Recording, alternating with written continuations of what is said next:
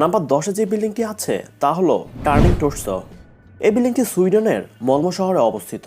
এটি পৃথিবীতে প্রথম বিল্ডিং যা এইভাবে ঘুরিয়ে তৈরি করা হয়েছে। নিচ থেকে উপর পর্যন্ত বিল্ডিংটি 90 ডিগ্রিতে ঘুরিয়ে তৈরি করা হয়েছে।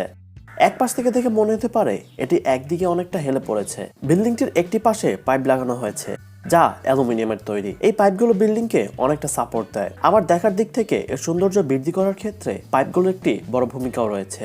এই পাইপগুলো দেখে মনে হতে পারে এই পাইপগুলো দেওয়া হয়েছে উপরে ওঠার জন্য, কিন্তু না, এগুলো উপরে ওঠার জন্য ব্যবহার করা হয় না। এগুলো শুধুমাত্র ডিজাইনেরই একটি অংশ। এই সম্পূর্ণ বিল্ডিং এ মোট 9টি কিউব আছে। আপনি যদি উপর থেকে দেখেন তাহলে অনেকটা মনে হবে গোল কিছুকে চ্যাপ্টা করা হয়েছে।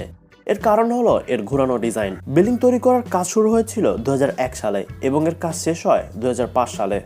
সম্পূর্ণ বিল্ডিংটি 54 তলা এবং এতে 147টি অ্যাপার্টমেন্ট রয়েছে। বিল্ডিংটি তৈরিতে খরচ হয়েছে 220 মিলিয়ন